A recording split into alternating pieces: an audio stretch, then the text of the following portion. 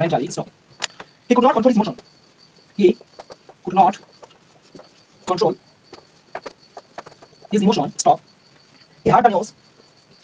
He heard the news of Indian cricket teams of Indian cricket teams victory in the World Cup. In the World Cup. Okay? এটাকে বলছে turn into complex sentence. Turn into complex বোর্ডও follow করে। ওকে, তো যাই হোক, তাহলে এখানে সবার তোলা হয়ে গেছে আশা করি। আমি এর মধ্যে আনসার করব। কিভাবে করব সেটা আমি একটু আগে যে রুলটা করলাম কমপ্লেক্স করার জন্য, তাহলে অর্থাৎ যদিও সে মানসিকভাবে স্ট্রং ছিল, তাহলে এখানে এর শুরুতে তাহলে আমি কি দেবো, এই আনসারটা আমি করতে যাচ্ছি, এর শুরুতে দিলাম দো, TOUGH, দো। Though the boy was very strong mentally, stop, তা উঠে কি হবে, কমা, বড় হাতের অক্ষরটাকে ছোট হাতে করে দেবে।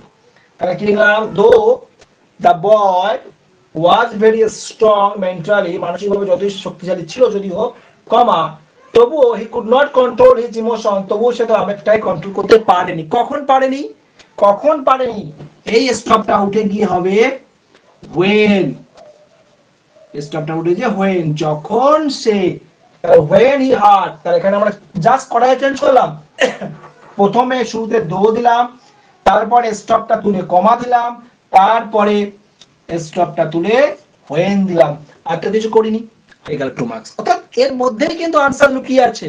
যদি এই দুটো রুল আমরা এই যে করেছি, আশা করি এইটা আমরা কি করেছি, পার্টিসিপেট করার সময় লাস্ট ক্লাসে শিখেছিলাম when দিয়ে, আজকে দো দিয়ে শিখেছি জিরান্ড করানোর সময়, ঠিক আছে। তাহলে এইরকম ভাবে কিন্তু একটার মধ্যে একটা রুল লুকিয়ে থাকছে। তাহলে একদম সহজ, দেখো, যদিও বালকটি মেন্টালি স্ট্রং ছিল, কমা, তবুও সে তার আবেগটাকে কন্ট্রোল করতে পারেনি। কখন, যখন সে ভারতীয় ক্রিকেট দলের জয়লাভ এর সংবাদ শুনেছিল।